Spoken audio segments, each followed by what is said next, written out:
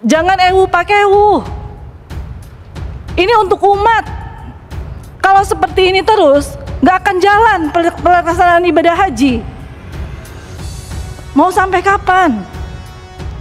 Kalau ekstrimnya, menurut saya ke depan, mungkin yang namanya BPKH dengan BPH bisa digabung.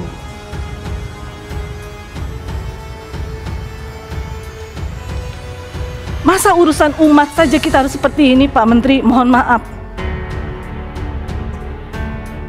Ada direktur dalam negeri, uangnya juga buat apa sih? Waktu tinggal sedikit kok. Kalau kita berbicara, mohon maaf nih Pak Dirjen,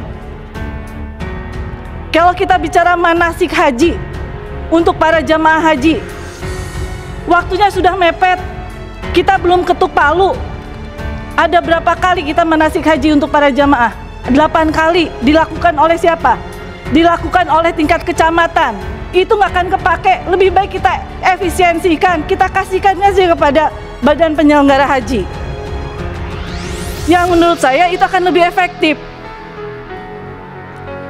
Kenapa sih harus ada ego sektoral antara Kementerian Agama dengan badan penyelenggara haji gitu loh? Toh semuanya juga untuk umat.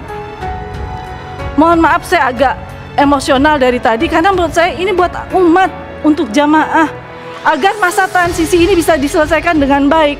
Waktu kita nggak lama, sebentar lagi DPR akan reses, besok kita reses loh. Saya yakin Menteri Agamanya tidak tahu, yang tahu itu adalah Dirjen Penyelenggaraan Haji dan Umroh gitu. Ya, terima kasih pimpinan. Assalamualaikum warahmatullahi wabarakatuh. Yang saya hormati dan saya muliakan Pak Menteri Agama, Pak Wamen, Kepala Badan Penyelenggara Haji, Kepala BPJPH, beserta jajaran. Saya dari tadi belum bisa ketawa, speechless mendengarkan paparan bapak-bapak semua, antara takut untuk mengungkapkan dan takut salah karena yang dibicarakan adalah dana umat. Kalau sudah berbicara dana umat, maka keputusan DPR ini mengikat. Komisi 8 pun bertanggung jawab untuk bisa mempertanggungjawabkan itu semua. Dari yang disampaikan Pak Menteri, kemudian yang disampaikan oleh pimpinan Komisi 8, pasal 51 mengikat, dan hanya 1 kali kita menyetujui itu dan tidak berkali-kali. Artinya, kalau cuma 1 kali, apa yang diajukan oleh bapak-bapak dan disepakati malam hari ini, itu adalah keputusan mengikat, dan kita mau tidak mau harus menggunakan anggaran yang sudah disepakati itu. Saya ikuti semua yang Bapak paparkan, termasuk dari Pak Menteri maupun dari Kepala Badan. Dan saya sempat terhenyak dari yang dipaparkan oleh Kepala Badan Penyelenggara Haji. Kenapa? Karena apa yang disampaikan oleh Kepala Badan Penyelenggara Haji dengan apa yang disampaikan oleh Bapak Menteri Agama agak berbeda. Mungkin Pak Menteri Agama tidak terlalu paham secara detail, karena yang menyelenggarakan penyelenggaraan ibadah haji ini adalah Dirjen Haji secara teknis. Sementara Badan Penyelenggara Haji sudah mulai mempelajari, karena memang dia sudah diberikan mandat sesuai dengan Perpres, dan sudah melakukan koordinasi berkali-kali. Yang terakhir menarik buat saya, dan mungkin rekan-rekan juga harus melihat di halaman 5. Di halaman 5 dijelaskan bahwa sesuai dengan aturan Perpres nomor 154, bahwa Badan Haji ini juga sudah melakukan koordinasi dengan Bappenas dan Menteri Keuangan mengenai SOTK, kemudian mengenai keuangan yang memang disepakati usulan tambahan.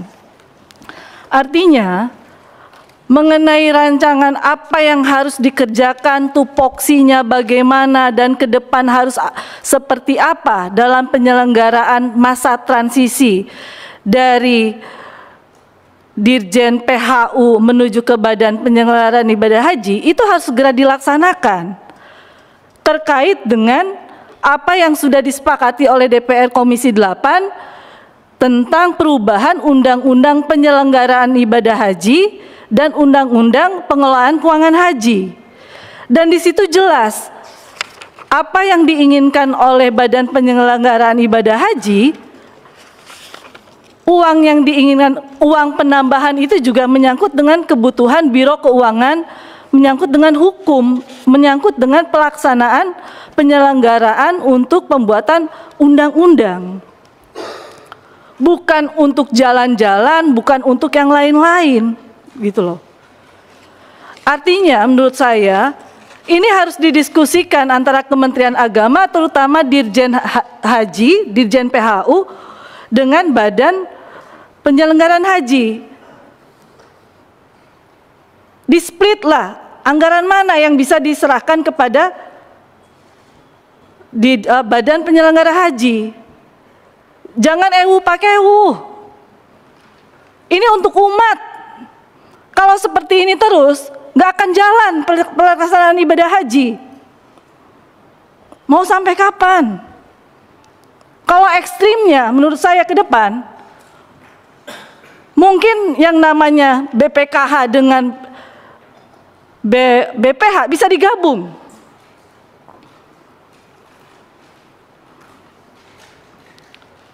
Masa urusan umat saja kita harus seperti ini, Pak Menteri? Mohon maaf. Ada direktur dalam negeri, uangnya juga buat apa sih? Waktu tinggal sedikit kok. Kalau kita berbicara, mohon maaf nih Pak Dirjen, kalau kita bicara manasik haji untuk para jamaah haji, waktunya sudah mepet, kita belum ketuk palu. Ada berapa kali kita manasik haji untuk para jamaah? 8 kali. Dilakukan oleh siapa?